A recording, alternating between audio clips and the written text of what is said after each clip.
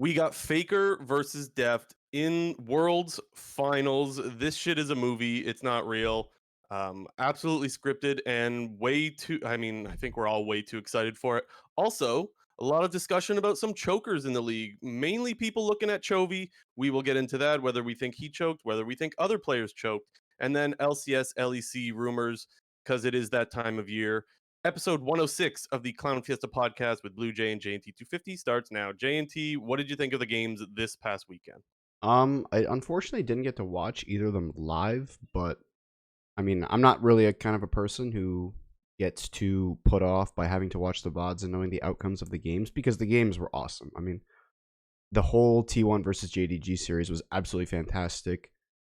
The DRX versus GenG series, it's that storybook, moment in, like you said, a movie where the underdog team takes down the favorites. The longtime guy in Deft is finally getting a shot at a world championship, and I'm here for it. Yeah, that's the crazy thing. Like, I actually wouldn't even argue that the second series was like amazing as far as the gameplay is concerned. It's the pure shock that GenG is being taken out by a team that hadn't beat them all year. That's what I think is so crazy. Even the first series, T1 JDG, which I guess we may as well just get into. This series starts off with JDG winning 4v5s, 3v5s, and you think that, well, if T1 can't even win the game when they have advantages, the rest of the series shouldn't look too good, but that wasn't exactly the case, was Well, I don't know if that's the most accurate assessment of the game and the it? situations, but Perhaps not. let's not get it twisted. JDG did a fantastic job in this game of basically clawing their way back into the game when it looked like it was kind of getting to a point where T1 was executing their comp pretty much flawlessly. I mean, I think there was about 3 team fights in the mid game where they pretty much blew up Hope or Missing right at the beginning of the fight, almost every fight. But Yeah. at the same time, when you're running this kind of Camille Galio comp where you're really all inning and you're really reliant on your ultimates, especially for combat, not, to be confused with, macro ults like a Gangplank or a Shen or I mean, even a Galio at some point. But Galio in this case is serving as, his ult is the engage tool. It's what they use to start all these fights. And JDG just did a really good job of picking their spots and kind of abusing enemy cooldowns to find those advantageous positions while being down members in the team fight. Yeah, and it's almost like, because you're right, they are abusing the lack of CDs from the side of T1, but it's like it's almost weird to call it abusing because the reason those cooldowns are down is because Hope is just chilling in the mid lane, not a worry in the world, even though he should be worried as hell, and just dying. And that was the craziest thing. We talk about chokers this episode. Hope is the guy that I have to say choked. He had a horrible series in my opinion, and it's funny because it's like you're starting to wonder if JDG is just used to taking 4v5s because this guy's been feeding all year. I don't know. I don't watch most LPL games, but that's what it felt like. It didn't feel like JDG was afraid at all to take any of these fights. And I got to rewind to what we said last week. Do you remember having the conversation, JNT? I remember saying, like, you think this team has no area or no angle to find a fight, mostly in this case because they're down 4v5 or 3v5, and of course they find the angle and they execute on it. Definitely the best team in the world in my opinion when it comes to fighting from behind. But then as the series goes on, you realize you can't be fighting from behind all the time. Like, what would you say, JNT, if you had to guess? What is like the a regular win rate? I know this is going to be hard to guess, but what do you think a regular win rate is of a team taking a 4v5? I mean, It's got to be low. definitely low, but I think, like I said, I mean, I didn't say, but I'm about to say, it does depend on like the situation in the game, especially when it comes to late game team fightings, and when we do talk about like ult reliant team comps, which in this case T1's was. So you're gonna have games like this where it's definitely easier to win 4v5s because they're normally pretty difficult to win, but I would have to say it's probably in the ballpark of like 5 or 10%. That's what I think. I was gonna say around 10%, but it seems to me like if you're JDG and they're taking these 4v5, they probably win them 20 or 30% of the time, which, yes, arbitrary numbers. I have no idea what the exact numbers would be, but it is absolutely insane how they were able to do it over and over. There was like 3 fights in that game where they were able to do it. The biggest one was a 3v5, right, at Baron Pit. Yeah, that was super unlucky because when I was watching the series, obviously having the advantage of VOD watching is I can just instantly replay that shit and just see it, Yeah. right when I want to. And Zeus, his dash got canceled by the Baron Yes, it knockup did. as he's running in, and if he gets over the wall, I mean, T1's gonna win that fight. So a little bit of unluckiness, I think we can A point to there. A few things stood out to me in that fight. That was one of them. The one that he gets interrupted by the Baron when he tries to hook shot over. But at the same time, I would say he was still slow to engage anyways. Either slow or okay, here's what I'll say, because I think Faker went too soon. As the Galio, he flashed He on did. top of Aphelios. And so my thoughts are he went too early. But if Faker goes in there, I think the Camille needs to be following as well. So first mistake is Faker goes in too early. Second mistake is the Camille isn't following anyways, because as people have said many times, even it's always better to be on the same page of a bad call than on a different, you know what I mean, than on the wrong page. So that's where I think you need to follow up there anyways. The other thing that stood out to me though is that when Faker goes for the knock up on the Galio, Kanavi blocks Hope and lets the Aphelios continue to free fire. And that was such a huge thing because like he barely blocks him.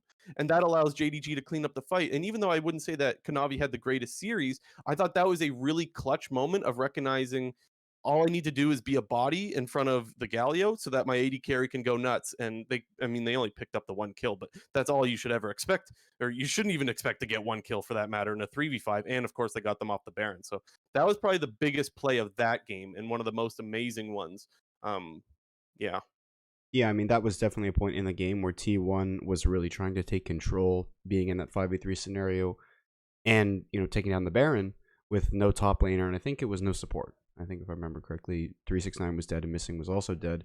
And basically, as you kind of mentioned, Faker just goes a bit too early.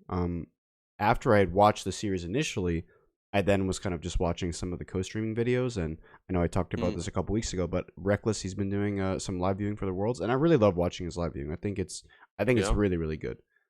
And I've been watching his live viewing VODs on YouTube after we do our episodes. Like later in the week, I'll probably watch them. yeah, but he was pretty much making the point like you were, where Faker is just going too early. And I do think, yes, part of it is also Zeus might be a little bit behind on the play if that's what Faker's calling for, but he's basically re-engaging the fight when the Baron is at like 6 or 7,000 HP. Yeah, And it's yeah. basically just a little bit too early because as the Baron ticks down lower and lower, you either have to give up the Baron as the team who's down 3v5, or you're just going to try to make your last stand and say, hey, we got to try to steal this thing or we're about to lose if they get Baron. And you basically want to get the Baron almost as low as possible without putting it into sort of a kill threshold so that the enemy team is as far forward as you think they're going to be. And, if there was better execution in that team fight, I think from Faker's part, they definitely would have got the Baron and probably closed out that game right then and there. But, Yeah. credit to JDG for pouncing on their opportunity because, I mean, it was pretty much the entire series was just a straight up back and forth of taking fights. We saw it in pretty much every single game. Game 3 was, oh my god, that game was just such a fiesta with the sort of Renekton game that 369 was going, where he gets Yeah. killed under tower, Zeus is forced to TP back, and then he basically gets put in this position where the wave is pushing away from him. It's getting stacked to 369. T1 brings up Owner, and they kind of just greed out and try to fight them 2v2. I don't really understand the logic there with taking a fight as Nocturne Gangplank versus Renekton and Viego, which are just really two strong skirmishing champions. Worked out And though. the game should have been lost in that moment. But then True. Kanavi decides to bless the gods of T1 with basically flipping the game again, going for this tower dive on this massively stacked wave. And I mean, I think everybody understands what he's going for there. If you kill the Gangplank and he misses that like triple stacked wave, the game is basically over right then and there. However, he barely misses the ult when he goes for the dive and, kind of falls flat on his face, and Zeus gets a kill, picks up the whole wave. And yeah, sure, 369 definitely did, still run the game for the next 10 minutes, killing Zeus, I think, 2 more times. But it basically just allowed him to be just enough in the game to once he reached that point of being Gangplank and was just, you could see really his usefulness in the team fights when it came to the Gangplank ult. He had like a massive barrel combo in one fight. I don't really recall when that was, but Yeah, I remember it was in the mid lane, I remember. Yeah. And the thing is, there's no way where that barrel combo should do that much damage with how far behind he was put in the laning phase, like you mentioned. You even also said that like if Kanavi gets that kill under tower, the game's over. But I think most people would agree that the game should have been over anyways with how top lane was going. He was so far ahead. I think he had 2 kills. The wave was frozen on his side, and I think 369, even though I actually thought most of the game he played pretty well, he still kind of threw it himself by chasing down the GP. And I didn't know if you remember that play. I like the Renekton didn't use W on the GP, He used it on a and minion earlier, I think. so that's one thing that I thought was really weird. So okay, if that's the case, then I don't really know why you're all inning if you don't have W. But what I was gonna say was I thought he still had W, and even if you're like, oh, GP's just gonna orange it, I still think you use it anyways. Like make him use it, and I think even that quarter of a second or maybe less, whatever, of that CC that you do get out of the W is worth for you to be able to catch up to him and get a little bit more, maybe one more auto on him. So I honestly thought that it was a misplay by not just Kanavi but also 369. And you mentioned how the rest of the game was a fiesta, right? We had 369 1v1ing FAKER a couple of times, each of them coming out on top and blah blah blah. That where I do give credit, even though I think 369 made a mistake in throwing the game back to the GP in that scenario.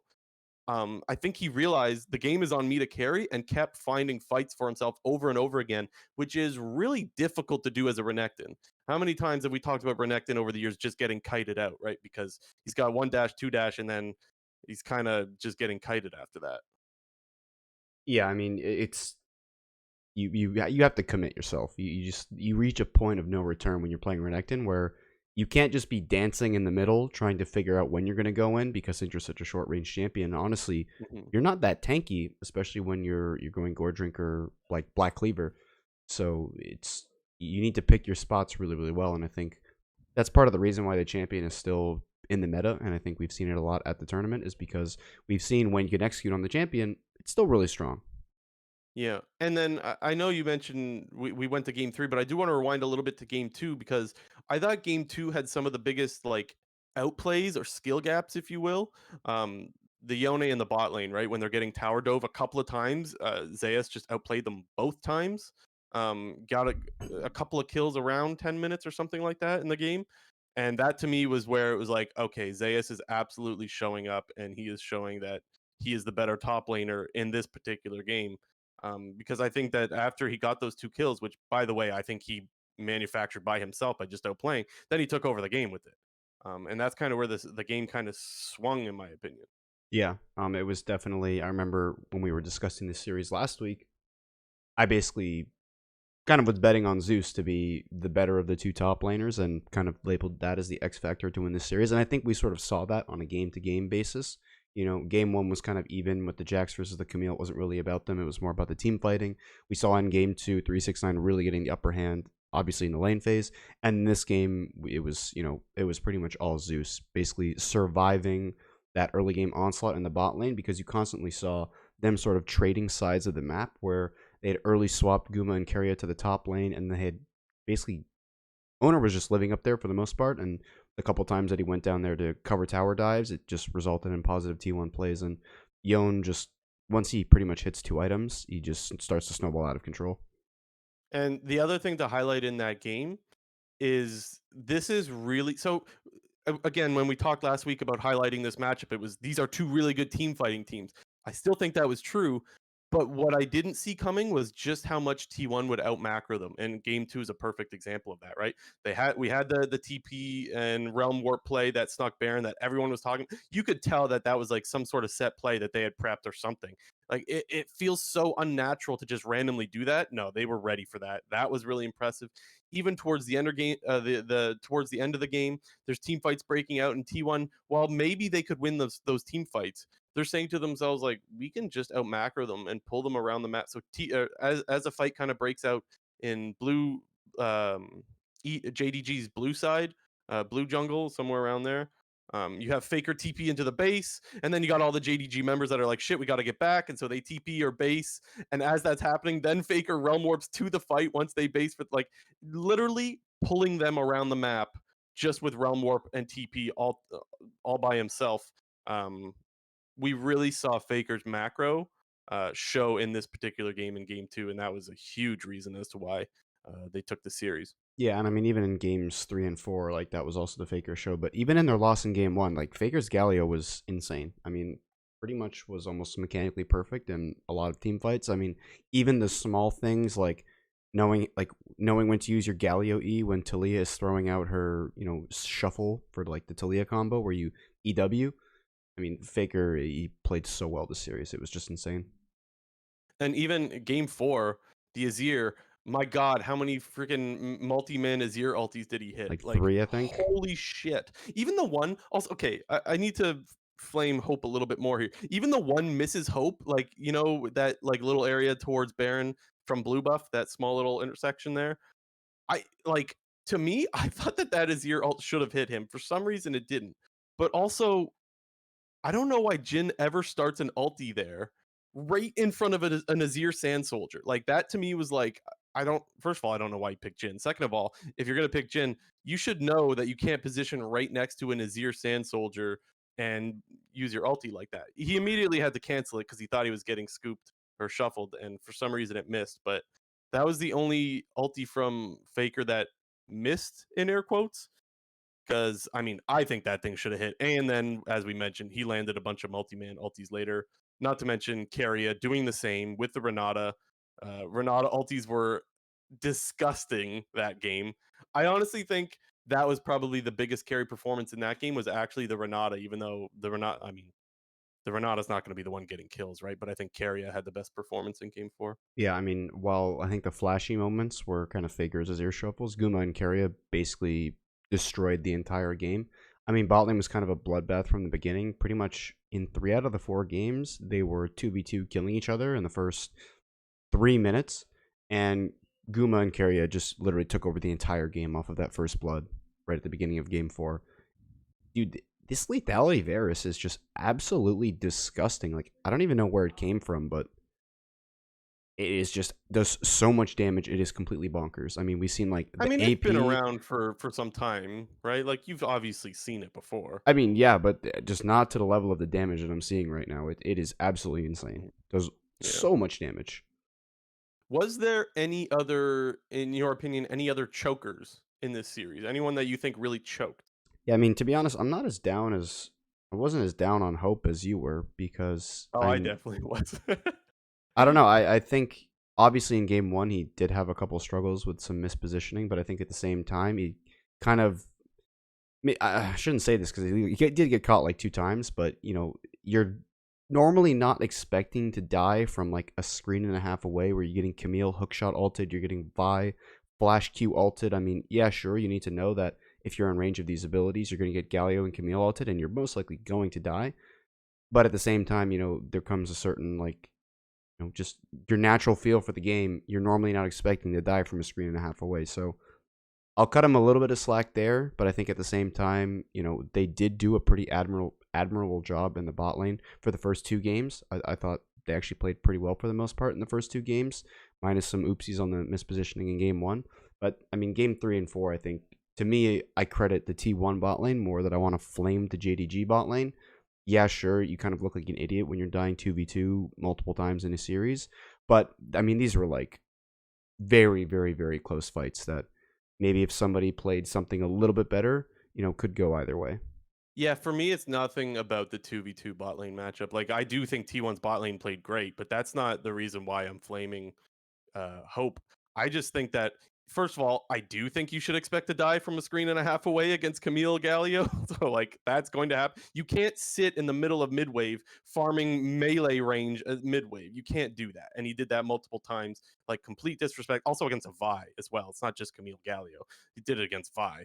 That's the other thing. So, and the other thing, too, is during the cast, Kobe is literally like, I don't know if he should be standing up that close because he could get engaged on any time. And then boom, he gets engaged. So Kobe called that one. And in my opinion, like, yeah, look, I realize Kobe has more vision than Hope does on the map. But when you're up against heavy dive like that, you should know you have no business standing up front by yourself in the middle of a wave. You have no business being there. And the thing is, I don't even think it was just game 1. He did it multiple times, not always punished for it, but multiple times throughout the whole series. That I'm wondering a couple of things. One, I'm wondering like, what does JDG look like with an AD carry? Because I thought he did actually look terrible. I'm gonna double down on that. And then you know what else I was wondering? This is pretty harsh, but I remember thinking, would I rather watch Golden Guardians try to play side lanes or watch Hope sit mid wave and farm? That's what I remember thinking as I was watching these games. I thought he was terrible, but hey, Okay that's just then. me. Yeah, Yeah, I mean, I'm I a don't lot more really. harsh than I normally am, but I mean, I just thought he was bad. Yeah. I guess the only other thing that I thought was, I mean, I guess a major oopsie was the Malphite pick in game two.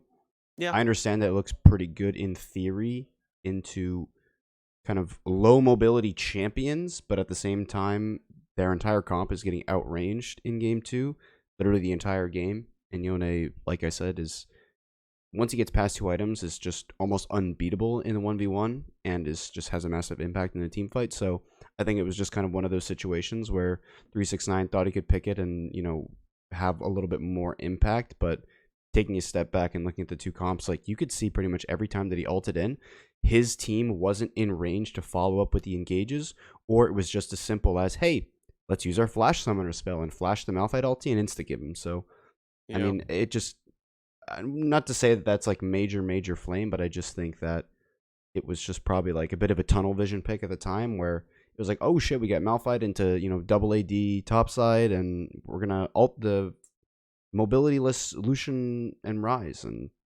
just didn't happen. It just that's not how the comps ended up playing out. So I think that's totally fair. For a couple of reasons. One, I agree with the that he tunnel visioned a little too hard on some of these engages. But the other thing I don't like about it is that you're putting 369 on Malphite. That guy is an absolute carry. Let him yeah, I mean, carry. in Now, game four, it it's was easy. kind of disappointing to see him get put on Sedge duty. That's for Yeah, sure. and the thing is, I say this not remembering exactly how drafts went in this series, so take it with a grain of salt. But in general, I don't think you want him to be on tank duty. That's just not his style. So I would probably, if I was JDG, I'm probably kicking myself after the series that I got him on a couple of games of tanks when we know that he can do so much more. So I think that's you're kind of handicapping yourself a little bit, but that's easy for me to say, right? So before we move on to GenG DRX, did you have anything else, JT? No, I think that's about it. Guys, we are doing a prop sheet this week. What does that mean? Well, if you did pick'ems this year, you'll know exactly what it is. And if I'm not mistaken, most of your pick'ems are all kaput because I think everyone's pick'ems are gone, right? They're all pretty. All the perfect pick'ems are gone, Yeah, but the there's still more perfect actual pick'ems, but yeah. The actual like the what do you call it? The was it the crystal ball? What was it called where you made like yeah, the that fun thing, picks? crystal ball Yeah, picks. J&T and I have done a prop sheet for a few years now where we do just some fun stuff and we've done them for Worlds. And so we're doing it again. We're going to show you guys a little bit later. It'll be timestamped under the finals preview. So if you're looking for it, it'll be under there. We'll show you guys exactly what it looks like and how easy it is to fill out. Trust me guys, I really think you'll enjoy doing it. It's completely free to enter. You could win cash. We'll show more of it later, but stay tuned for that. And the other thing is, remember to subscribe, guys. We rely on you guys hitting the subscribe button, the like button, and leaving a comment. It helps us tremendously. So if you're enjoying the content, please do that. And like I said, we'll get to the prop sheet stuff a little later, and we'll show you guys what that looks like and just how easy it is to fill out. Now, Hmm. GenG, DRX. This series again, not the storyline we were expecting to have. We fully expected, most people, probably like 99% of people, fully expected GenG to take this series. And even after game one, it didn't exactly look like it was going to go DRX's way. Game one, I don't know about you, J&T, but the moment I saw Zeka go in on the Azir and shuffle the wrong way, I was like, oh no. This has been the guy, or like this has been your guy this tournament who's been absolutely amazing. And when I saw that shuffle, I was like, oh no, man, they lost their guy. Like, oh, it's gonna be a disaster. Not the case at all. He continued to 1v9 pretty much the rest of the series. Yeah, Zeka continued to just be a beast this tournament, smurfing on all the melee mid laners.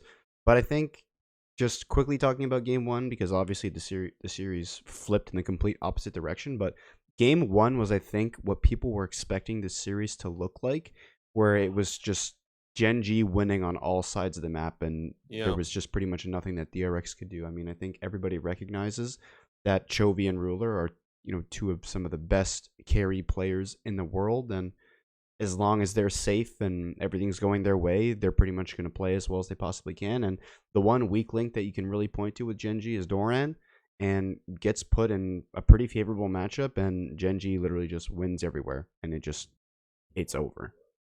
Yeah, that was I was really worried. Even Deft, the MF looked so useless in that game. Mostly because of Tom Kench. Lehens had a great game. He kept the Varus completely deathless that whole game, and they had Sejuani, Camille, Azir, like all threats to the Varus, right? And you have one Devour. So I thought you would be able to see more picks onto Ruler, and it just wasn't the case. Lehens kept him safe the whole time. And by the way, Ruler was putting out a bunch of damage on that Varus pick, all because he's got a Tom Kench to just devour him. Yep. Felt safe the whole game.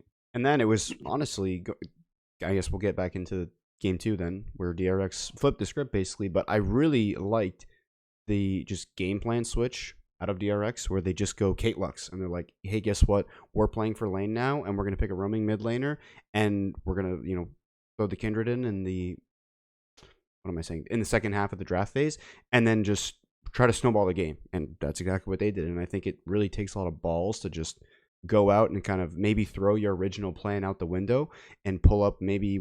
I don't want to say it was. I mean, we always talk about like cheese strats, quote unquote. It's not a cheese strat, obviously, but you want to sort of have those comps you can pull out of your back pocket in a best of five when the enemy team maybe aren't expecting it.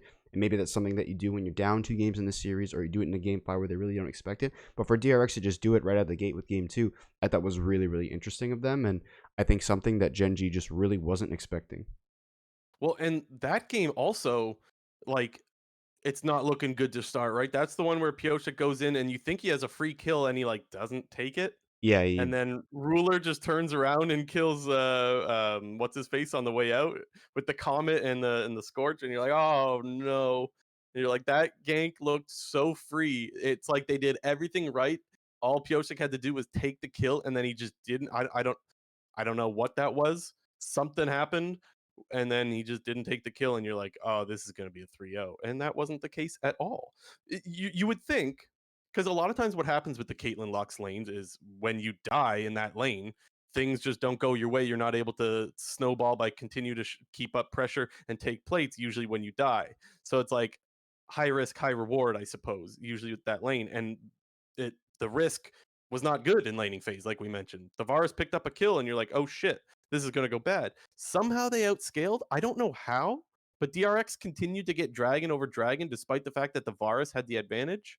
That was a little strange to me. I couldn't really put my finger on that one. Yeah, it definitely was. I mean, I think you kind of saw like, I mean, this is kind of a bit where the memes come in with GenG and kind of why people were a bit upset with them. You got this whole thing where GenG really likes to play for side lanes, and they just like to scoop up as much farm on the map as possible. I know maybe we'll get into that a little bit later more when we talk about CHOVY in some of the later games, but I think Mm-hmm. you kind of saw the priorities with the two different teams where GenG just seemed to accept the fact that they're like, hey, we're going to go for late and scale because guess what? Their comp is falling off of a cliff. But then you kind of just got to the certain point where you're just now you're down on objectives and are kind of forcing yourself to play as good as you can to, I don't say to get back into the game, but you've kind of forced yourself down this hole. Yeah. And you would totally think that the Varus that gets ahead in the lane would be able to start stacking those drags for themselves. Like, I don't know. That's what I don't really understand how that happened. And what happened is that was the poke Varus as well.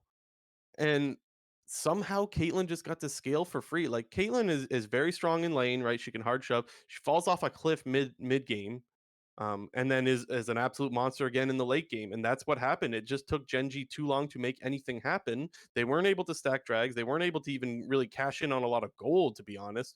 And so they just slowly scaled. And then Caitlyn was late game, and then they got Infernal Soul, um, mostly because of Zeka.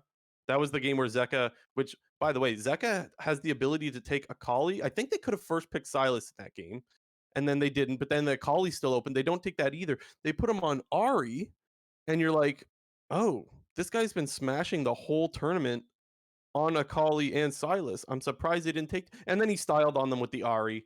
And then you're like, oh, okay. So he's got more than just the 2 weapons that we thought he had. And he hits Ruler a couple of times with the charm, right? There was the flank. He gets the first charm. makes him use the cleanse, and then flash charms again, landing the other charm onto Ruler. Like that was just Zeka saying, "This game is mine." Yoink, took the game. Yeah, I don't know what to say. I think part of that, I mean, to go back to what I was saying right at the beginning, where DRX just basically switched up their whole style of saying, "Hey, now we're going to pick a more supportive roaming mid laner for Zeka," and I think that's really important going forward when you're looking at it from T1's perspective, because now you got to respect another pick from him. They might have Mhm. only gone into the finals game planning for, hey, this guy's two best champs are Kali Silas. We either get those champions for ourselves, ban them out, or get favorable matchups against them. But now it's like, okay, this guy's got another pick in his back pocket. And I think it was basically the perfect pick for what the RX wanted to do that game, because you pretty much saw they had mid control the entire game. And maybe that makes it just kind of exponentially more difficult if you're GenG's side saying, hey, we're running bot, but we can't really get Dragon. And part of that has to do with not really having mid control the entire game. Yeah, which is also something that you're not expecting in this matchup, right? Like the Chovy's been known to be one of the best laners in the game, maybe the best laner in the game. So you're not expecting him to lose. Like this guy has been known for taking losing lanes and winning them. And well, that just didn't happen in this series. And there's a lot of different things to point to when it comes to Chovy in this series. So I guess we should ask the question: did he choke JNT?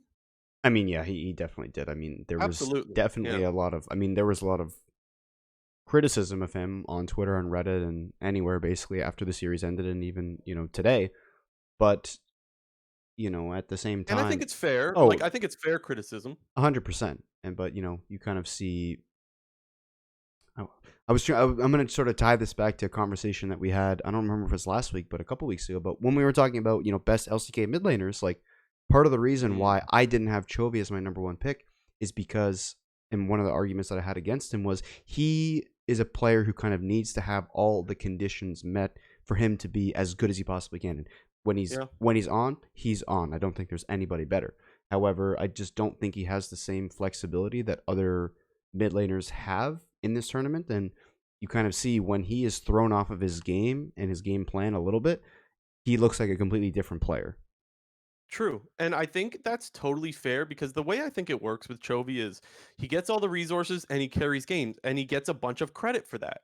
So if he gets a bunch of resources and he can't carry the game, you're going to get criticism for that. And I think that's what we saw, right? How many times did we see him just sitting in a side lane, or even the one game, Azale pointed this out on Twitter, the one game where they get a pick and the rest of his team's going to Dragon and he's sitting there farming mid. And I'm like, dude, go rotate over to the Dragon.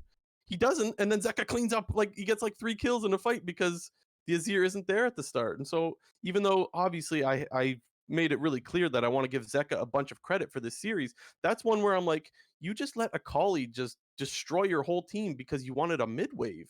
Your team is going to drag. Get over there, man. And that was so bizarre because that's just not what I expect when I'm watching Chovy. Yeah, I mean that's sort of part of the min max play style that he's always going for. Is like, okay, we're in a, I don't recall exactly what it was, but it was like a 4v1 or something, and he's like, okay. I mean, even in that moment, you probably think like, okay, we're getting dragon, so let me go get this mid wave. Like, but I think in a series where you're playing for the world championship, you obviously should take the safer option, but it's just a byproduct of what Chovy is. And I think, we've seen players that can grow from that and improve and get better. And I think looking into the future, I definitely hope that Chovy can sort of maybe, I wouldn't say to change up his style, but maybe reinvent his style a little bit. And I think that will come with time just naturally. And, I hope I hope this doesn't become a meme with Chovy, I guess is what I'm saying. Yeah, I think most people are in the boat of this guy is still one of the best in the world, and that this guy still should be a world champion at some point. And so you hope that this isn't like the peak, just making it to semis and going out. Like this is a guy that I expect to win worlds at some point, and I hope that he doesn't let this performance at this worlds stop him or anything like that. I think that he can. I could even see him continuing to play this style, but just performing better. Like this was not the same Chovy that we saw play for the rest of the tournament, right? Like this was just one bad series. And I feel like Damwon's probably sitting there going like, why didn't this GenG show up when we played them? Like those were two different teams, right? Yeah, I mean, and you could also see even during the series, especially with that play in game 4 where he's like flashing and whatever. And I think Oh The yeah. general assumption was that like he's obviously nervous, like you're in a losing Right. position and you're about to lose the series, like it's all coming crashing down and he's probably getting nervous. I mean, dude, people get nervous on stage. Like Faker did it at Worlds like a previous year, in season 9 or whatever when they're playing G2 and he like whipped this Kiana combo. Like nerves happen, man, and that kind of comes with the process of getting better as a league player and performing Yeah. well in the future at international tournaments is you got to learn from these experiences. I completely forgot about the random flash and whatever that play was. Yeah, That was really weird. I That think was he really, really weird. I mean, he's nervous obviously, but I think he's Yeah. thinking that he's getting run down and he's like, He "Okay, has to. now is Yeah. my chance where I don't see anybody who can crowd control me, but I'm assuming that they're all coming for me. So if I'm going to get out, I need to flash ult and get away."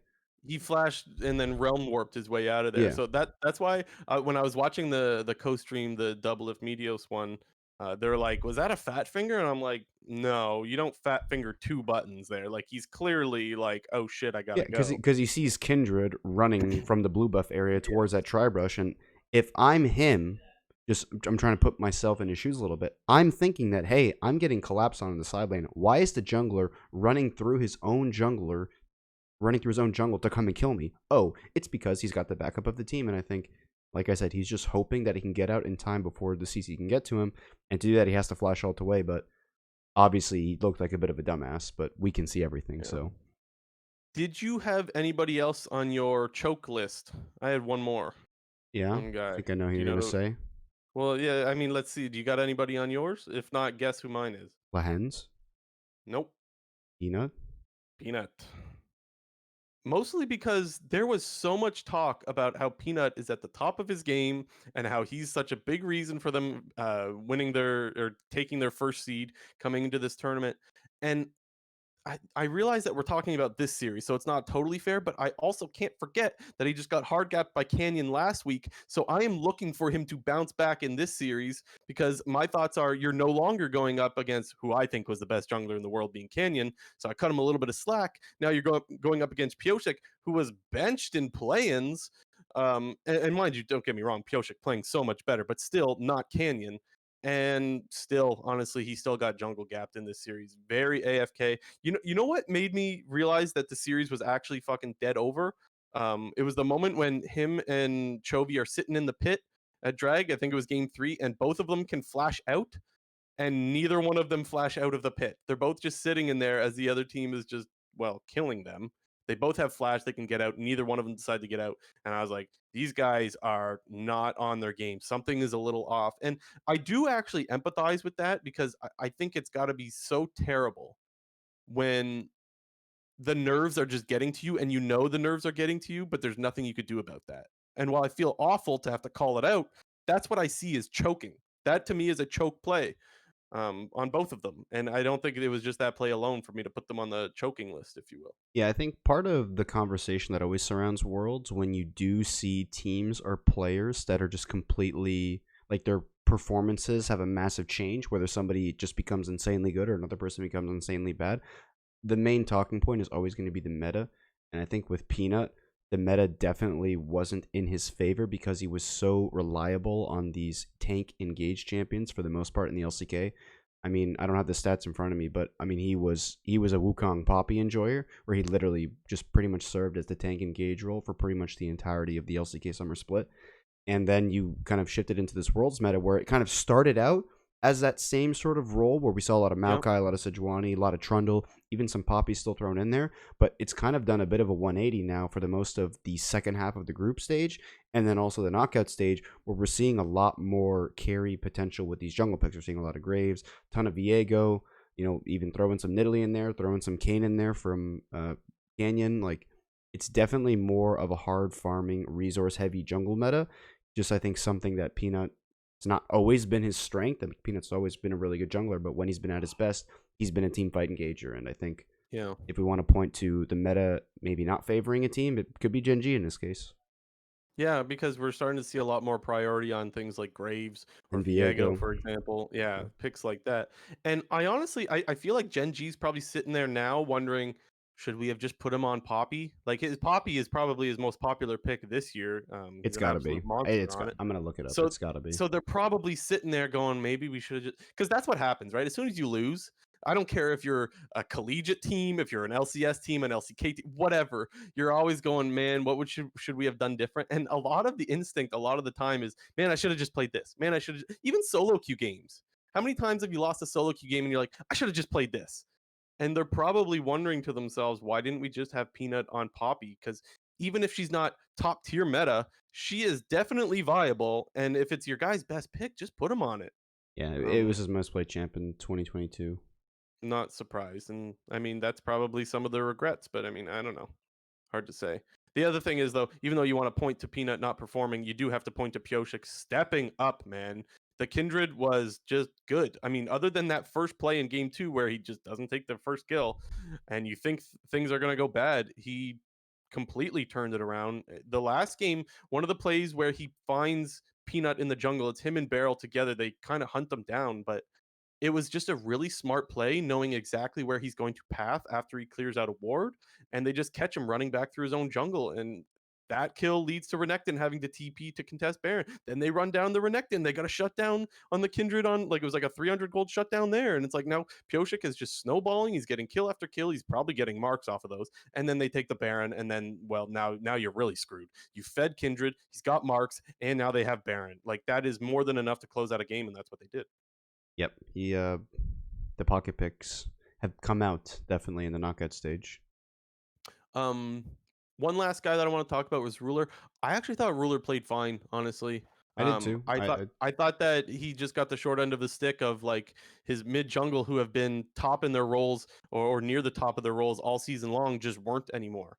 And so I kind of felt bad for him a little bit because I still felt like he performed really well. Even in the last game, like when they kind of get wiped and then he's running back on the Zaya, he kites out kills 2 more when the game looks over. He's able to pick up those last 2 kills before going down. Um, Plays like that keep you in the game, but it's just a little too late, too little, too late.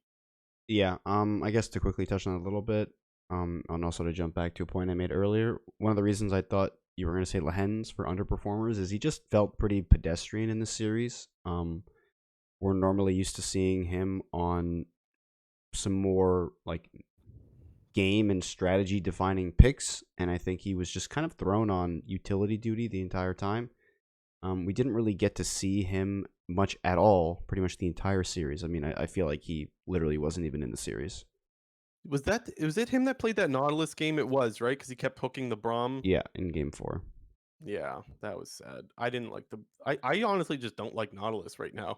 I don't think that champion is tanky enough to do what he needs to do. It's like it almost baits you into thinking you have a frontliner, but you just don't. Yeah, You I hook think and you're in there, and then you just die. Like Nautilus just always dies, man. it feels like Nautilus players think they still have Aftershock when they take Glacial Augment. Like, Yeah, true. that's what it Actually. feels like. So you had Glacial in that game? Yeah, I don't they remember pretty what you much were talking. all. I think they all take Glacial now. I don't think that Okay, pro play they're running Aftershock anymore. that's probably why they're just not as tanky anymore. I didn't even think of that. Yeah. Okay, one last question actually though. Has there ever been another like player that's really made a name for themselves just at Worlds alone, like Zeka? One thing that I'm even trying to. How old is Zek? Is he a young player? Like, I don't even know how I old don't he know. is. I Let me don't look it know. up. Just You let me know. because obviously you're gonna have. He's 19 years old. He's a young player, but you're obviously gonna have these young players who come to the World Championship, and we've seen it many, many times before, where they just turn it on and they just become insane, and it just leads to a really bright future. But it's very rare that we see. I mean, this isn't relevant now because I know that he's a young player, but we very rarely see older players kind of come and step up at the World Championship and maybe kind of get a second wind in their career. But I mean, there's so many young prodigies we've seen at the Worlds, like Jackie Love Season 8, basically just turned into like one of the best 80 carries in China overnight at the World Championship, winning with IG, and then he's been at Worlds ever since. So can you refresh my memory here? Coming into that tournament, I don't recall whatsoever. Was Jackie Love like not really? He didn't really have a name for himself Well, anywhere. yeah, Like I don't even until think that series? IG, because I mean, when everyone thought about IG, it was the Shy. Like, it was all about the Shy and Rookie. Yeah. And Actually, you know they were what though? trying to I will I think say they were the 3rd seed. I don't even know if the LPL had a 4th seed in Season 8. I don't think they did. But, I mean, literally, he just started destroying everybody in the knockout stage. I mean, that series against KT Rolster, that game 5 play with Jackie Love, where I think he's playing Zaya, maybe he's playing Kaisa. Pretty sure he's playing Zaya though, but like had an insane team fight, won them the game in game 5. So I, now that you mentioned the Shy, I remember that's when I found out who he was. But again, I don't know if the Shy had a name for himself, just because I don't watch enough LPL or LCK to know like if these guys are the real deal coming into the tournament. You kind of just hear things from like Chronicler, for example, like the LCK uh, uh, analysts, or like Dagda or whoever, right? You kind of just hear the hype around them and you kind of get to know who they are. And I don't feel like anyone really talked about Zeka at all, to the extent of how he is performing. Absolute, like to me, that's one of the greatest stories. I think it's amazing that this guy came in, and not only that, but also DRX as a team was awful this year, and then they just turned it on at the end of summer and made a run, and here we are. They're at the World Finals. I think that's so cool. did they even make playoffs in spring? Like I don't even know if they did. They were like last or some shit, no? I think they started spring split either 0-6 or 0-8 or something like that. Yeah, but I think they changed out some players. I could be wrong. I think they changed out some guys. I'm gonna double check real quick. Yeah, let us know. Yeah, I mean But they did subs during the season, but I think this was still their same starting roster, if my memory serves me right. Like this was the roster they started out with, but then obviously they subbed in players when they were losing. But someone can let us know in the they came comments if back we're to it. wrong here. Yeah. Feel free to let us know if we're wrong about this. But yeah, I was under the impression that they had other subs, but I couldn't tell you. Anyways, absolutely amazing to me. So I was wondering if you're the guy that remembers all of these tournaments from forever ago. So I wasn't sure if you would have the knowledge of someone who just became a star in the span of a month. I Yeah, think it's no, so cool that he's also 19 as well. I Like, think I'm thinking of a different split where DRX started out like 0-8 or 0-6 because I just checked and they were never 0-6 or 0-8. Might have yeah, been sometime in 2021 and we always because it was talk about after like Chovy left. we always talk about young player doesn't mean good player, but what young player does mean is that usually it's towards the start of their career, and so you're expecting them to have like some longevity. Not always the case. There are players that fall off pretty young, but you're kind of hoping that this is a guy that we get to see for a long time and hopefully perform at this level because. I mean, what can I say? It's amazing to watch. It's been such a good tournament for him, and he's been one of the most entertaining players in the whole damn tournament. Yeah. Should we get to our finals preview? Yeah. J&T, who's the final boss, man? Who's the final boss in this one? Is it Faker? It's Faker. He's the Is it final is, boss. It's is it always about Deft? Faker. So here's the thing that I'll say. From Faker's point of view, the final boss is actually Zeka. I guess it depends on who you're looking at, right? It's a Uh, it's a it's a I point of view thing. I guess. I mean, if you want to do it like that, roll by roll, but it's in terms I think of if you're DRX, the final boss is Faker, no matter who you are on DRX.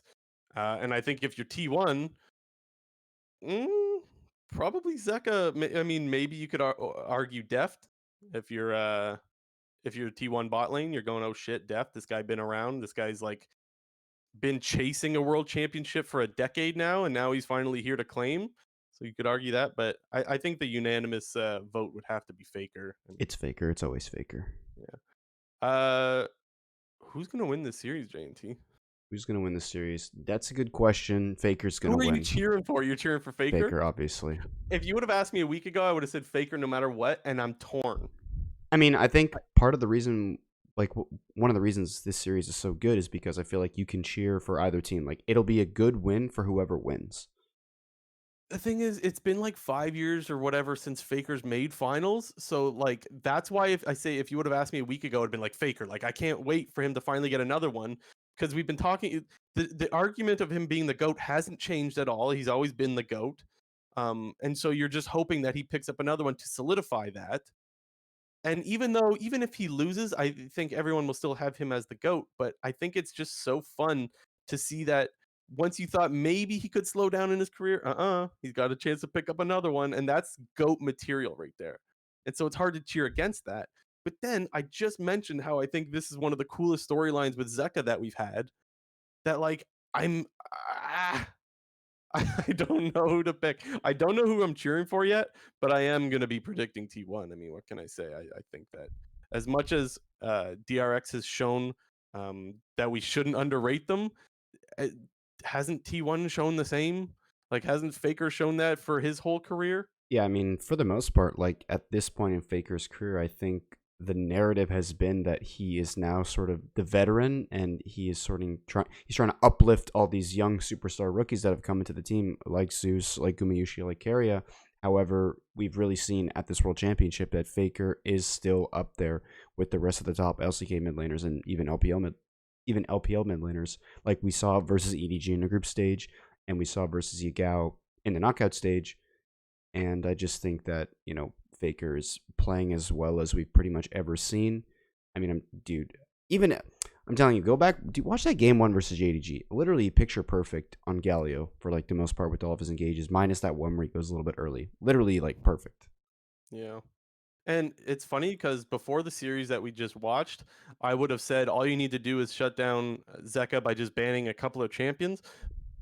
Nope, changed my mind on that. There's definitely other picks that Zeka has up his sleeve. And so I do think the game plan will still be we have to shut this guy down, but you can't do it during ban phase. And that's a problem, right? Where you can't shut a guy down during banning phase. That's a challenge, if you will.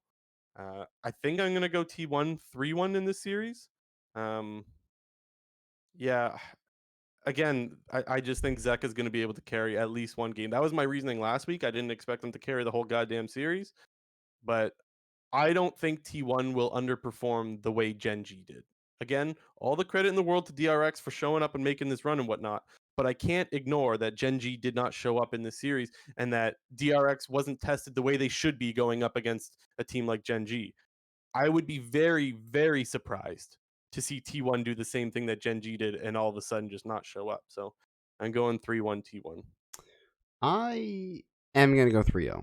I think part of it has to do with I don't see where DRX has an advantage at all in this game. I mean, this is kind of my go-to thing initially for kind of sizing up the teams, but where is the advantage for DRX in like any lane? I mean, you've kind of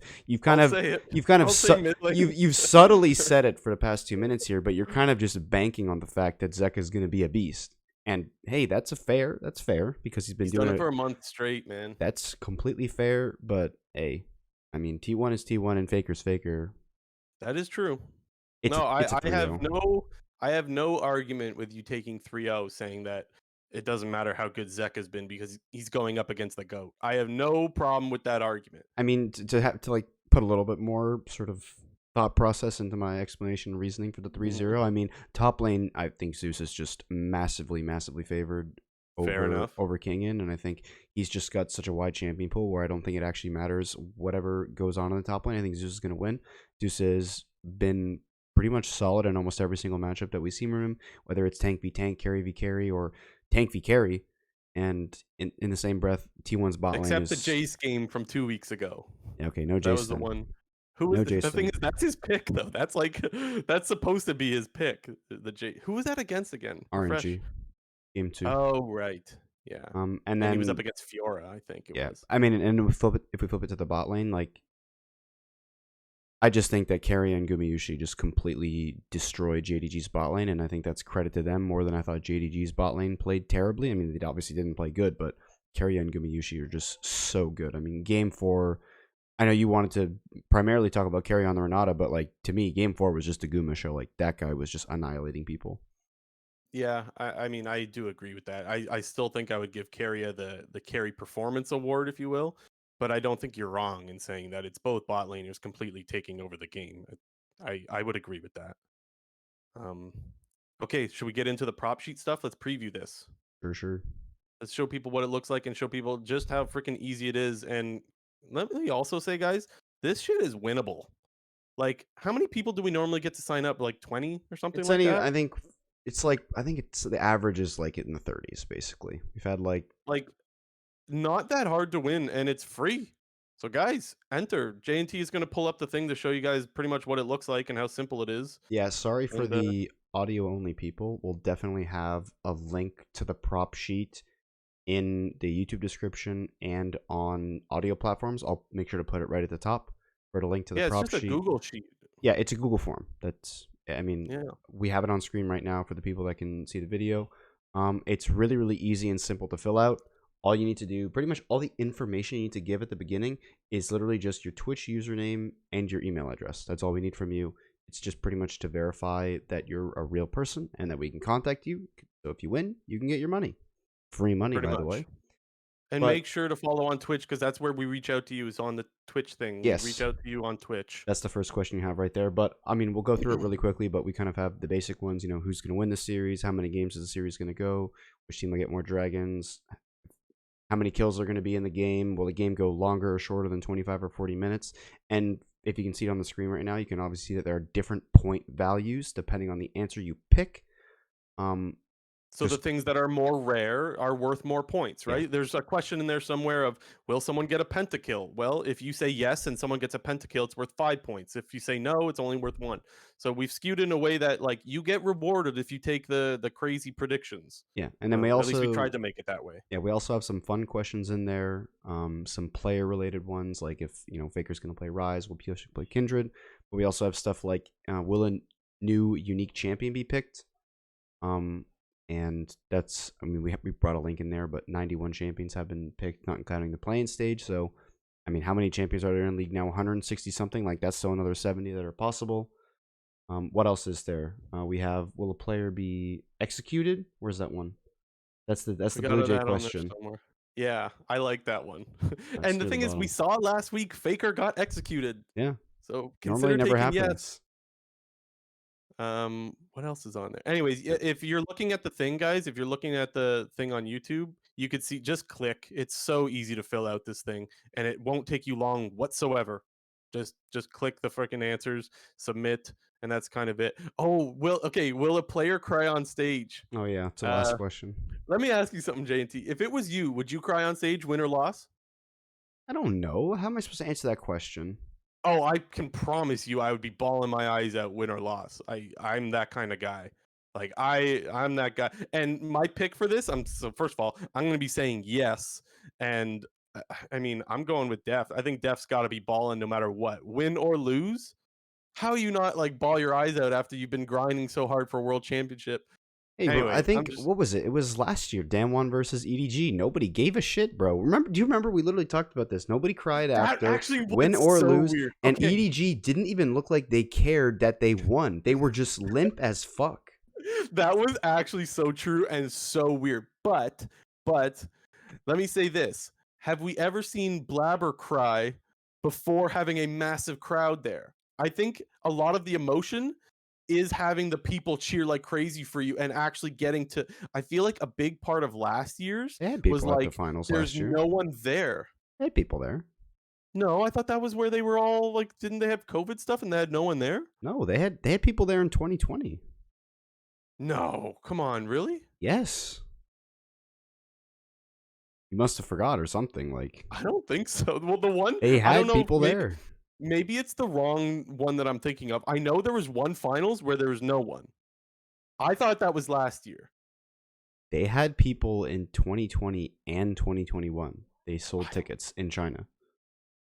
Really? I'm like very You can look it confident up in and this. Let me know. I remember there being nothing. I might be. I don't even know wrong, how I I would look suppose. that up, but I mean, I could You'd check have the to go to the VODs. VOD. I could check the Yeah, VOD. you'd have to go to the VOD. So you don't know. Like for me, I'm bawling my eyes out if that's me, and I think it's gonna be Deft. That's why I'm going yes for that one for sure. And for the record, guys, JNT and I are gonna answer these things, but we can't win, right? We can't take I think first place is gonna be $75. Second place is 25. So we're gonna be giving away $100. We're not taking the prize money, guys. What the hell? We're I'm just taking the participating because prize. we're just participating because it's fun. But we haven't won this fucking thing yet. Neither No, one of us have won.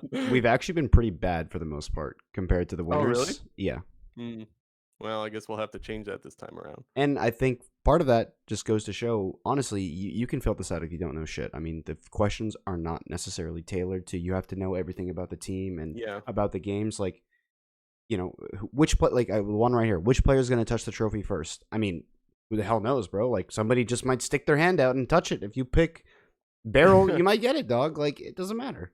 Who are you taking for that one? Which Faker. player will touch the trophy first? You think Faker's going to be like, I think Faker would be one of the last ones because Faker's like, he's play it What, cool he's kind of humble? guy, You think he's humble guy?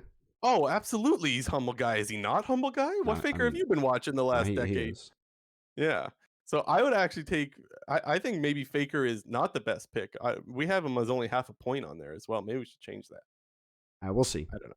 Yeah, but this thing will be available. Well, it might even be available right now. But if it's not available right now, make sure it's available by the time you're listening to this on YouTube. The prop sheet should be available. It's just a few clicks, guys, and it's really easy to fill out. And so we hope you guys enjoy that because well, we always do. It's a lot of fun.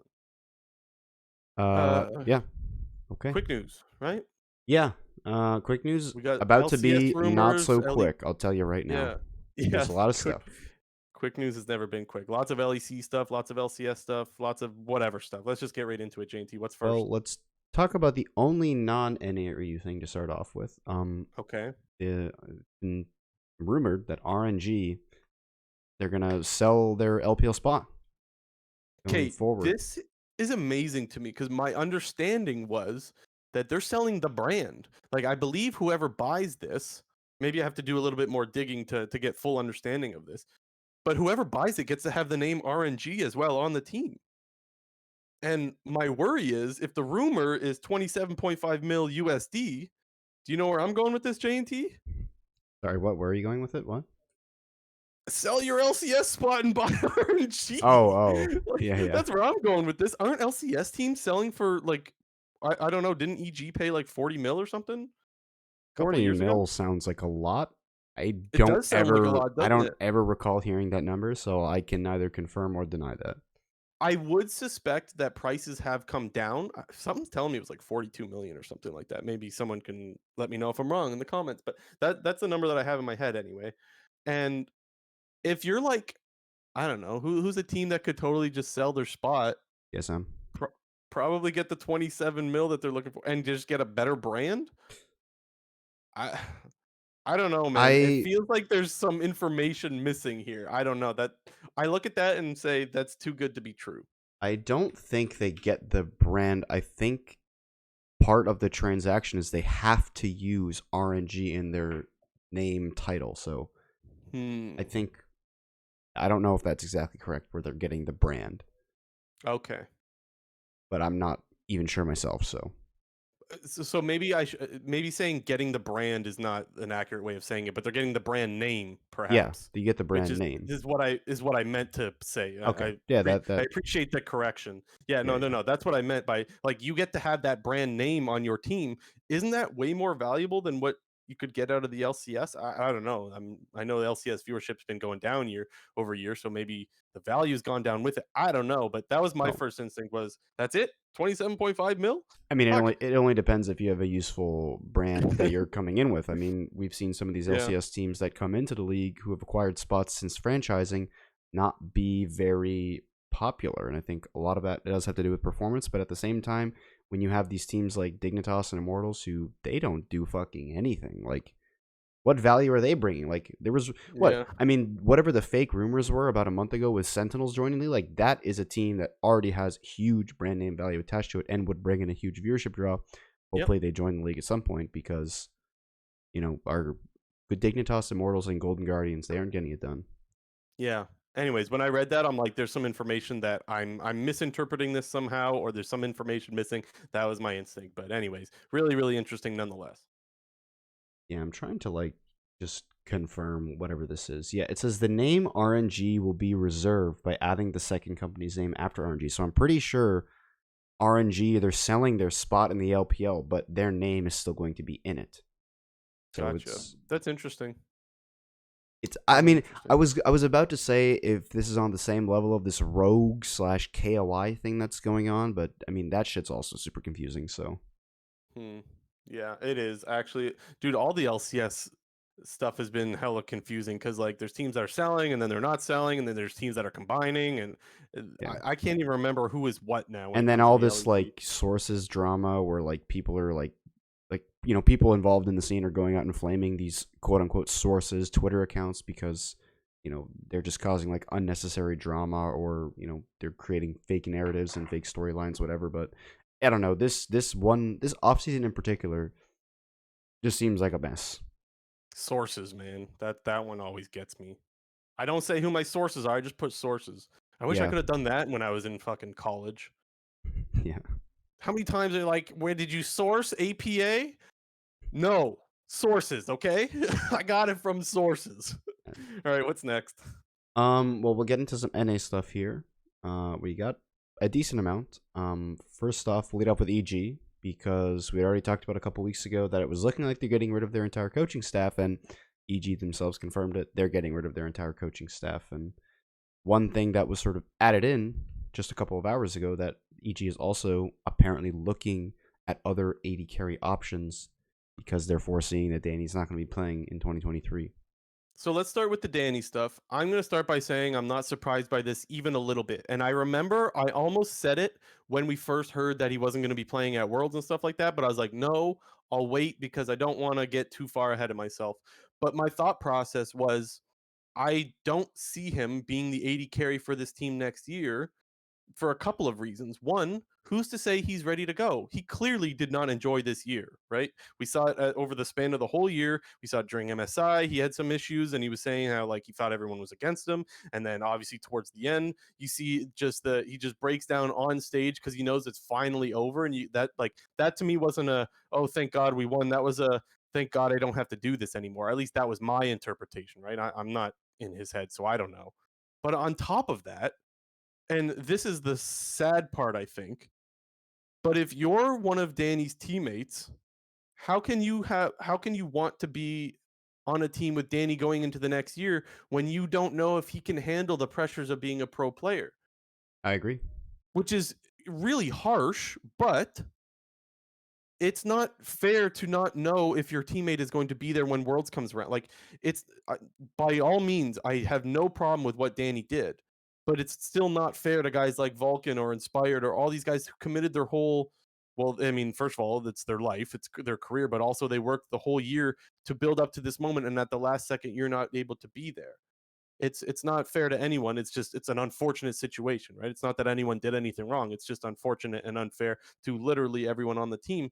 And so as much as I'm sure they all feel bad, they probably still all have the thought in their head that I can't have this guy as my 80 carry this year. I don't know if he's going to be there when I need him for Worlds, no matter how good he is.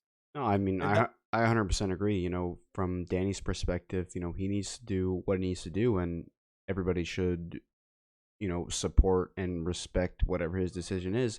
But at the same absolutely. time, you look at it from a career perspective and from the team perspective, you know, he could potentially be labeled as a person that is unreliable, and Yeah. you know that like I said, Danny needs to do whatever he needs to do, and everybody needs to respect and support him for doing that. But at the same time, there's definitely going to be repercussions whenever it may be that he wants to return, and that could, part of that could be, hey, spots are going to be filled up, and if he wants to make a summer comeback, guess what? There might not be a spot on a top team, so you might have to go to a lower tier team, or you're going to have to, maybe hope that you can get on a top team and maybe a reserve role and take the role over from somebody else. So you know, it's hard to see what Danny's future is going to look like. But if you look at it from the EG perspective, I mean, they have Cowrie. He's a possibility. I think with EG getting rid of their entire coaching staff, I think it's unlikely that he just gets promoted and becomes the starting 80 carry. With the new coaching staff coming in, it's probably likely that they bring in a new player. So, I guess it also depends on what EG is going to do with the rest of their roster. If they're going to, Hmm. keep Inspire, they're going to keep Impact. I mean, presumably they're going to keep JoJo because he's a young player. But if they keep everybody else, who are they going to get? Presumably they're going to go after a top guy. And rumor has it that Doublelift is looking to return to pro play. Maybe we get Yeah. this EG lineup that people were fantasizing about back at the beginning of 2022. Yeah. It's just so heartbreaking that I don't know if Danny could ever get on a top team again because of this. Because the top teams, what do they want? They want to go to Worlds, right? And they want to perform well at Worlds. Don't get me wrong, everyone wants to win an LCS championship as well, but it's been it's been hard to justify having Danny as your 80 carry if he had trouble at MSI, he couldn't go to Worlds, and so I feel like that's one of the other things that was probably eating at Danny on the inside when he's making this decision is, am I screwing myself over ever getting on a top team again? And the answer might be yes. So that's why I think it's so heartbreaking. But yeah. And then you mentioned the double lift thing. I think that's incredibly interesting. That was one of my first instincts was because I still had in my head that I don't think we're seeing EG Danny again. Even before this announcement, I didn't think we were. Um, and so you knew that there's a chance double lift goes to EG depending on if they're willing to spend once again, which they did last year, but who knows?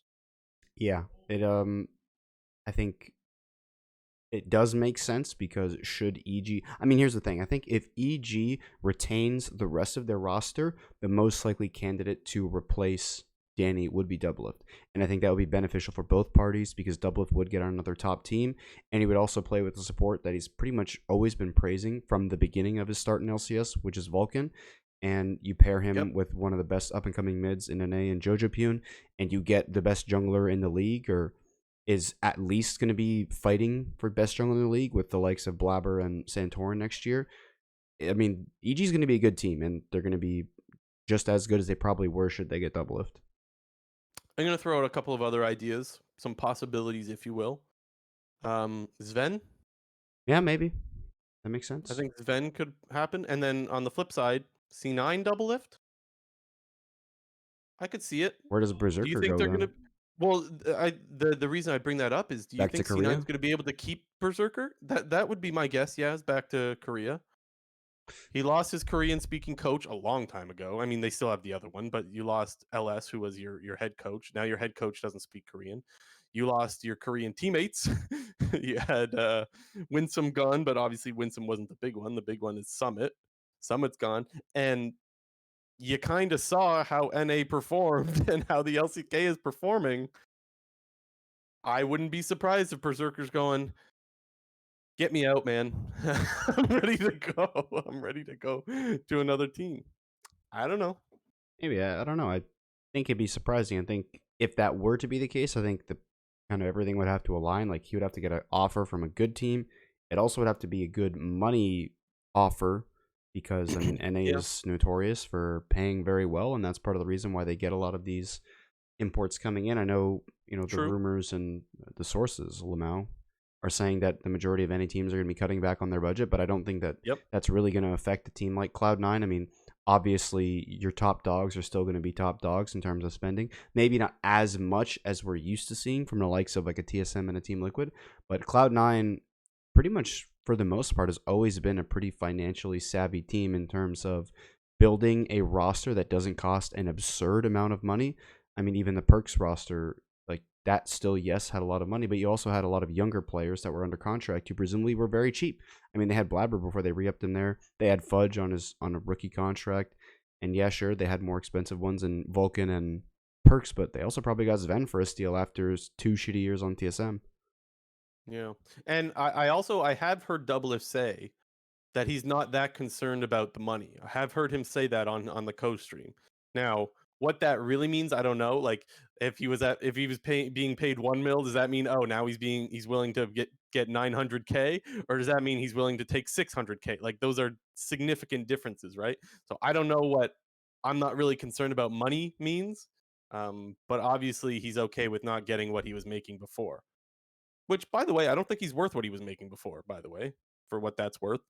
Yeah. I know how many times have we said on this podcast that the last time we saw Doublelift, he was not at the Doublelift level that we were used to seeing. And then you also throw on top that he's taken a break. He hasn't played pro in I don't know how long, like over a year. That's another thing, right? So, Yeah. I mean, we're like going really far on this double tangent, but I oh, of do think course, it's fun to do. That's no, why. but I do think that Doublelift to EG just makes a lot of sense, and part of that is because Doublelift is normally the person who has to be relied on from a team and a macro and a shot calling perspective, and excuse me, I think some of his best years in the LCS and even at international competition was when he didn't have to fulfill that role. And there were other players on the team who were doing that. And I think you could slide into a situation like EG. It just makes a lot of sense because Inspired obviously runs the show with that team. Impact is known for his, shot calling, and Vulcan as well. So I think if Doublelift joins his EG roster, he pretty much can, I think, just slot into the Daniel role of, hey, your job is to carry. And from what we've seen, Double's a pretty good carry when all he has to do is carry. Very So true. I think Yep, it just that's fair. makes sense. And I think that would be a really exciting roster going into the LCS for 2023, because it seems like we're going to have a brand new Team Liquid, a brand new TSM, and maybe, depending on the Sven situation, a different looking Cloud9. Yeah. There's a few options on the table for Doublelift, so that's interesting. Last thing I'll say before we move on to some of the other LCS stuff is I'm not really surprised by the EG coaching thing. I know a lot of people were, but it felt weird that all of a sudden in the middle of the season they're just like, this is not our head coach anymore. Like, I don't know if anything crazy happened behind the scenes, but we know that there's always things that do happen and that we never find out about them until way later. So when there's just a sudden coaching change in the middle of the year, that felt a little strange to me. So I was like, that's odd. So I'm not that surprised for that.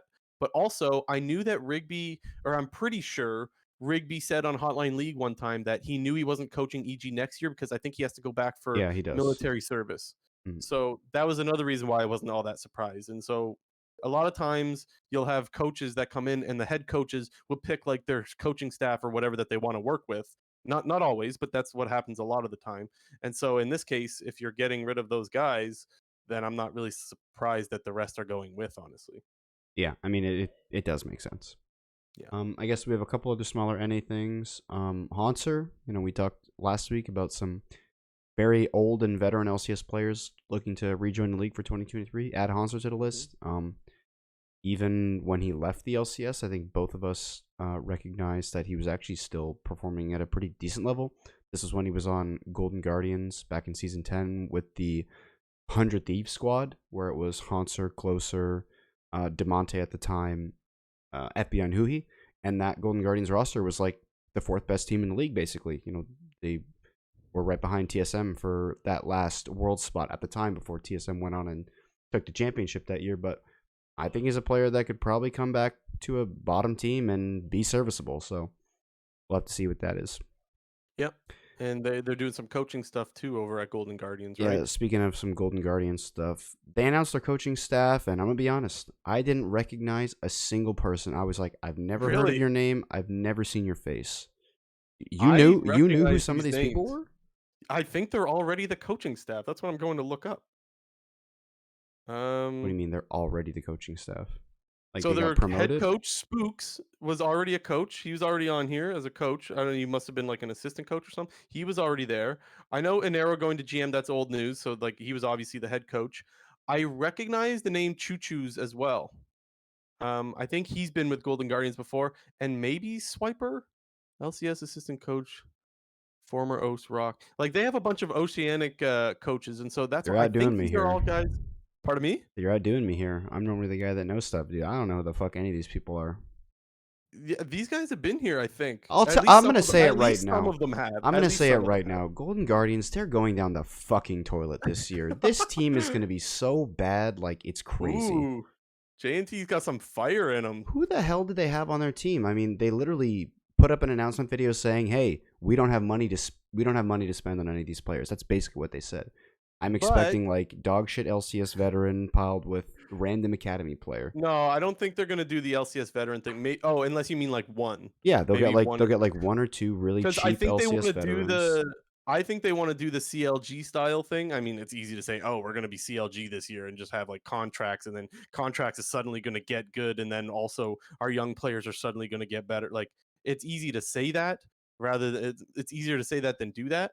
But I do believe that's what they're going for is to find some young players that they think Yeah, but can even play with like one or two veterans and then work that way, which is what EG did as well, and that panned out. I just think it's oh, we're going to be EG, it's not that simple. Or, oh, we're going to be CLG, it's not that simple. But I mean, even comparing CLG to Golden Guardians, like CLG obviously has more money than Golden Guardians do. I think we've seen that with previous rosters. Like when they went the 5 LCS veteran route with, I don't remember what the whole roster was. I don't even remember what the top laner was, but it was like Broxa Jungle with Pro Belter Mid, Wild Turtle Smoothie. Like those guys, they're not the cheapest players you can ever get. And presumably True. getting Brox off of TL wasn't cheap either. And then even with their roster this past year, Contracts was a decent player on EG for the most part. He was probably getting offers for other starting LCS spots. And Luger and Poom were top academy balling. So like you're not going to get them for dirt cheap. Like Golden Guardians literally for the last 3 years has spent no money on their LCS team. And I just think that like who the hell are they going to get?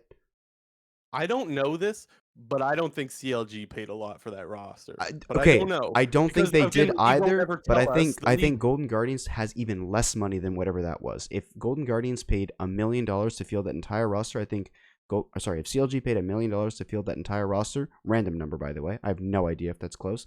Golden Guardians max is probably like 400K. That'd be yeah. my guess in terms of the Well, proportion. I think what you're bringing up is fair to say in the sense that we have seen Golden Guardians in the past really say that they're not going to spend, and I don't know, that might continue to be the case. So I understand the skepticism. Let me just say that I get. The other thing too is I'm excited with like these players coming back. Like I know we always want new talent, and I think that's fun too, but I still am excited to see some names that I am like a fan of, like Haunter, for example, or Double Lift, of course, right? Like I know there's a lot of people that are going to be like, oh, we're just recycling old talent again. And the thing is, Haunter doesn't have a team yet, so that's not for sure. But it's still fun to see players that you know. And at this point, it doesn't really look like the LCS is performing well at Worlds anyways. So why not at least get guys that are entertaining and that are fun? Which, by the way, I also think that teams could do a better job or have started to do a better job of integrating these players that are in the league into like content a lot better. FlyQuest being the perfect I mean, example. I knew where you're going with that. I hope that you see more of that You though. love the Like FlyQuest content. it's fucking awesome. Of course I do. It's great. Shout out FlyQuest content. But I think more teams need to do that because I think more people would watch, especially if it's people like Double Lift, for example. I think content like that would do great. What did they do when Double Lift was on TSM? Did they just do TSM Legends? Like I actually don't remember. Yeah, I mean that thing got views, so that was probably enough for them. That was at a time where they were fucking like really really good and you knew they Uh, were going to win every week though. I don't think that it's possible to replicate what TSM did back in the day, right? Cuz like I don't know, every team's kind of not every team, but there's more than two or three teams that are vying for top spots now, right? We see that there is fight in teams with rookies like CLG, for example, or EG, who's got two young rookies that obviously went to Worlds and whatnot. So I only I one. think it's a little different back then. I think it was a lot easier to replicate. We know we're gonna win, you know. So everyone was watching TSM or TSM Legends. We got one last thing on the NA side of things here. Not even that relevant to the LCS, but something that a lot of people thought was super interesting is TL is apparently gonna live stream their academy tryouts. Yeah, I like this. And I just remember reading a lot of the Reddit and Twitter, responses basically just kind of praising them for, their reasoning behind, not their reasoning behind it, for possible reasons for doing it. One of it has to be with, hey, we want to get players acclimated to playing on stream. We want to Yeah, I mean, people were kind of assuming this from the announcement, but the fact that they're probably going to have them set up in like an LCS style setup and like they're going to be filmed and, whatever. And I think they're trying to mimic sort of playing in an actual real professional match to see how that will change a player's performance. And I just think it's a smart idea. yeah, that was my instinct. Was hey, like there we hear talk all the time, or at least we used to, about people being scrim gods, right? And then when it comes time to play on LCS Golden stage, they're glue. not performing anymore. Yeah, Golden Glue is the one that came to my mind too. Well, now you actually do have an audience, and so there is pressure to perform. And I think that's a good thing to try to replicate that. I just think it's also an interesting idea. Try some. TL always likes to try some different stuff. Sometimes it doesn't pan out, and sometimes it's memed like crazy, like Breaking Point, for example. But I don't know. Breaking Point was memed in a good way? Question mark. I I don't mean, think players deserve legendary to be put. video. That's got to be like Well, one of the most viewed league videos out there. that doesn't mean it's right though. That's where it's like it's hard to discern whether like it was hella popular and people loved it. And I wish we get more of that. Is it fair to the players? Maybe not. I don't know. But TL, I guess what I'm saying is TL is the one to just try some new shit. Yeah. All right. We'll move over to the EU side of things. First thing first, I think kind of the most disappointing news that came out this week, and it's kind of been a story for about a month now, is that Caramine Corp, they're not going to be in the LEC for 2023. Their CEO, whose name's Comento, if I'm saying that right. I have no idea if that's right. He went on his stream this week and said that Caramine Corp's not going to be in the LEC for 2023. And obviously that had a little bit of a domino effect because if they're not going, that means Astralis is staying. And so it's likely that they'll probably try to acquire another spot next year. or maybe even in like the middle of the season if that's possible. But I do remember reading something on Reddit or Twitter saying that Astralis is, I'll put air quotes on this, committing to the LEC moving forward. But what does that exactly mean? If they're committing for only one more year before they try to sell it for more value, who knows? But It is weird when you heard rumors of them selling. It's like when they say we're committed to the league, it's like, yeah, we're you committed for literally another are year looking to because we sell. didn't like Yeah, the you're offers that we committed got. as long you're committed for as long as you're forced to be committed for because you wanted to sell. Yeah. It is, yeah. And then obviously, that news kind of created a bit of a domino effect where Kabe extended his contract with Astralis, as well as Hansama. The rumor is now that he's expected to join G2 for 2023. This is Obviously, big news. the rumor before that was that should Karamine Corp join the LEC, he was going to be on that team. Made a lot of sense. French player, French team, easy, branding, top player, bring him in. We're going to be a top team. But over to G2 now for him potentially. My hope is that we see Hansama of last year, right? The year that he had this year on TL was not the Hansama that we had seen previously. I really, really hope he gets back to his normal form. Just because, I don't know, man. It's just sad to me when you see a player fall off so hard. And the other thing too is like, if there was pressure on TL, there's going to be pressure on G2 as well. Just saying. Yeah, and I mean, Like, there's still pressure to perform. So I don't think it's as easy as, oh, he's back in EU, so everything's going to be fine now. Maybe, maybe not. yeah, and I mean, obviously that kind of pushes Flackid to the wayside a little bit. He announced, I think it was either today or yesterday, that he's been allowed to explore his options for 2023. We've said this in the past. We all know what I was that gonna say, I means. thought we said this before though. Didn't this wasn't like from last week or whatever? No, Flackid didn't. Oh, that was for this some week. reason in my head I thought we knew this already. I don't know. No, it pretty much came out. It came out right after the Hansama news. He put it on his Gotcha. Twitter. Okay. But I mean, he's a player that I expect a lot of top LEC teams to go after. I mean, who knows? Maybe even LCS now. But I'm trying to think of rosters now with that might use an 80 carry or could use a better 80 carry. Vitality is one that comes to mind because Karzi, that guy's dog shit. Who He else? was so good too. That's Fnatic. another guy who just fell Fnatic. off If suddenly. I remember reading some rumor thing, but it also kind of seemed like fake news. It was like this random Twitter account. I mean, it wasn't random, like it had 0 followers, but I remember seeing something saying that the rumors, quote unquote, God, it's that word's already pissed me off. That Wonder was going to stay, Razork was going to stay, Humanoid was going to stay, and their bot lane was actually be the ones that were going to get swapped out. But I don't know if I believe that per se. Yeah, I don't know what to say. Alrighty, let's get through the rest of this EU stuff. Next up, Otawamne obviously just had a pretty successful season in 2022, winning LEC Summer and going to the World Championship, being the only Western team to make it out of the group stage. What does he get as his grand old prize? He's getting kicked the fuck off Rogue, which is now KOI, or they're partially KOI. We still don't understand what that is. But former Vitality top laner Shagenda is supposed to take over that role.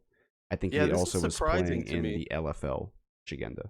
Don't know what team. Yeah, but we've seen Shagenda before in the LEC, and I don't, if I recall correctly, I don't remember he was that great. he had a mean Renekton from what I remember. Other than that, he was ass. Yeah. The thing that's most surprising is like I think Otawamne is still a solid top laner. Like He's a great top laner. Good. Maybe he's So I'm gonna go to NA. that he finally gets his championship in the LEC, and then he goes to Worlds. And mind you, yes, he did get clapped by 369. But doesn't everybody almost? Pretty much everybody but Zeus. Yeah. Well. Yeah. So I don't know. Anyways, I guess that's just a little surprising to me, but. And then last up, the new LEC team coming into 2023, Team Heretics, which is a Spanish team, I believe, if my memory serves me correct. Throwback to a name we were just talking about not too long ago. Peter Dunn, former EG coach, is supposed to be joining as their head coach, as well as Jack Spectra plus Mursa is supposed to be their starting bot lane. Mursa, obviously formerly a Misfits player. I'm going to assume that contract might just be carrying over if he's still under contract. I'm not exactly sure. I don't know what it would have been like if they were acquiring the spot, if they also got the contracts or whatever. Yeah, so Heretics took over for Misfits? Yeah. Yeah. But this Jack Spectra guy, the main reason why, I mean, obviously I know that he plays in, EU Masters, that whole scene, but the main thing I remember was he was actually supposed to be on Karamine Corp last year before they ended up getting Reckless. So he's been a pretty hyped up prospect for the last 2 years now. Kind of was I know he's like pretty outspoken on Twitter about how good he is. So maybe a little bit of ego will do him some good. Hopefully not too much ego, but he seems like he from my knowledge, is one of those EU Masters players that's supposed to slot to LEC and do really well. Okay, interesting. I used to hate ego players, and while I still hate the personality, I have to admit that it does make the games more interesting when you got guys that are a little bit cocky. So I guess that's cool, I suppose. Yeah, he was on random. I don't even know if these are LFL teams. I don't even know what any of these teams are, but I do recall there was drama last year where he was supposed to be on Karamine Corp, but then they like rescinded his contract because they got Reckless or something. So Reckless, yeah. I wonder where Reckless is going. Do we have any rumors on that? I don't know. Maybe I don't know. Have to wait and see. Not G2, Yeah, and not we GT. didn't need to know. We didn't need to know about the Hansama thing before we knew it wasn't G2. Okay, what else? So this is the last thing that we have. It's somewhat related to EU, but this also, I think, doesn't really carry a lot of weight because this is, at least the Reddit post was labeled rumor plus some speculation in there. But follow Mm-hmm. along with me here, people. So this is a direct quote, but it says Riot has been filing multiple trademarks throughout the world with quote unquote Rift Rumble in it. And so the speculation behind that is that with the LEC moving to this 3-split schedule, Riot might potentially introduce another international tournament. And in the same breath, within all these trademarks that they've had Rift Rumble in, they have a lot of keywords like West, Pacific. I don't know what they use for the Eastern teams. Maybe just East, maybe, Asian. I'm not sure. I have no idea. I don't remember what was on there, Mm-hmm. but it seems to be, if we're speculating, that they might be reviving Rift Rivals. What I wonder is because when they announced like the 3 split thing for LEC, I remember seeing Papa Smithy reply saying something to the effect of like, "I hope the LCS does something like this too." And I remember thinking we all hoped that, but if Papa Smithy's tweeting that out, wouldn't he know if the LCS was planning to do that? And so by him tweeting that out or reply, or maybe it was on Reddit or something, I don't remember, LCS and making last-minute decisions. Name me a better duo. but by him saying that, it made me think, oh shit, the LCS isn't necessarily on the same page. Now, again, to your point of that you're making now, maybe the LCS is just going to be making that last minute swap to this or whatever. Or at least I instead don't of know. decision, announcement, because they announce shit hella late all the time. Yeah. Yes, they do. Yes, I mean that's just an LOL esports thing. Tickets went on sale a Also month true. before the fucking thing. Like, yeah. Rito Games and their esports, not exactly the greatest for getting information out there, but not expecting that to change anytime soon. But the idea is interesting, anyways. I Mm-hmm. know it's just rumor, and I know it's just speculation at this point, but it is all stuff that I think is good. If it does turn out the way we hope it does. So. Yeah, I mean, hopefully they're planning on doing something, I guess I would say, more than the previous version of Rift Rivals, because while it was definitely an interesting concept to see teams internationally play each other in the middle of the summer split, at the same time, players kind of talked about it where, depending on the location of the event, it was a negative for the team who had to travel. So, for example, they held Rift Rivals 2 times, I think in 2017 and 2018. And in 2017, at least we'll talk about the West in terms of this. In 2017, it was in EU, so NA teams had to fly over, and then in 2018, EU teams had to fly over to NA, and the team that had to travel was always complaining because, like, well, it's just screwing with our schedule. So I hope they Yeah. find a way to attach some sort of importance to it, whether that's, a prize pool even, or if they somehow relate this to the World Championship. Maybe it's, you win you win Rift Rivals and NA gets one more extra spot than EU, because I guess if NA were to beat EU in this Rift Rivals type tournament, that would prove that they're the better region going to the World Championship. Who knows?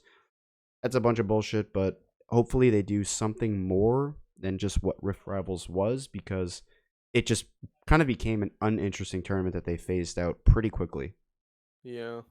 There's been so many calls for more international tournaments though. For me, honestly, I think I'm in the minority here. I think most people are like, yes, more international tournaments. I don't really care, honestly. I'm not a big fan of Spring Split, so I'm fine if they change it to another international tournament. But for me, Worlds is the only international tournament that I really care about. I do enjoy MSI, but like it's just not even close to. It's not even in the same ballpark for me as to which tournament is more important. Like I get way more hyped for Worlds than I do MSI, and so adding another tournament for me is just going to be like, but it's not Worlds. And maybe you know what? Maybe that they do have another international tournament and maybe it's really successful and maybe I'm eating my words a few months from now. I'd be more than happy to find out that I was wrong. But for me, it's hard to match Worlds. Yeah, I mean, Worlds is the pinnacle, so Yeah. it is hard to match that. No matter how flashy or exciting you try to make it, We'll see it though. doesn't carry the same weight. Yeah, it's easy for me to say that without knowing any details about it. So we'll have to wait and see if there's more details to come or not. I think that's it for this episode, right? That'll do it. Quick news. Okay. I think it took half an hour, so I mean, I don't care. Who cares? It's a podcast. Conversations go long. Okay, guys. Last reminder: we got two things to remind you of. One, please do support us if you're enjoying the content. Hit them like buttons, leave a comment and subscribe. And then again, the prop sheet, it will be up. It's top free. of the We showed description you how for easy wherever it you're was. listening to this. It'll be right at the top. I'll make sure to put it there. I'll bold it, I'll underline it, I'll put it in Perfect. 42 font. You'll see it. Perfect. And again, the timestamps are there, so it's in the finals preview section. You could find how we showed it's really freaking easy, but anyways, you guys can figure that out. All right. Yep, no reason to believe that we're going to be live at a different time next week, or actually, when are finals? Is it on Sunday? I believe so, because it's November the 6th, which is a Sunday, I think. I'm checking it real quick. November 5th, Oh, it's on Saturday Saturday. Ooh, at 8 cringe. p.m. 8 p.m. That would be EST, I believe. That's a lot later. Um, yeah. Well, it's because it'll be That's 5 weird. p.m. It'll be 5 p.m. on the West Coast, but Yeah, I'm just saying all the other series they've been starting at 5 p.m. So they're starting the games 3 hours later, or at least that's what it says on LOL Esports. I shouldn't be going off LOL Esports, man. This website sucks. Why do I I always look mean, at this? part of it might also have to do with pushing the time back a little bit to allow for Eastern viewership to. That's what I would imagine. It's just Yeah. why would they suddenly do that now and not do that for semis or like did they think that NA was going to be in semis? You know, I don't know. Maybe. But yeah, anyways, so does that mean that we would go live on Sunday maybe? I don't know. I'm watching football, bro, so I'm Okay, gonna we're say not no. looks like we're going to be live on Monday again, guys, because JT's got some football to watch. So we'll see you guys next week for the episode following finals. We hope you enjoy it. We hope you enjoy the prop sheet, and we will see you guys next week. This has been episode 106 of the Clown Fiesta podcast. Goodbye.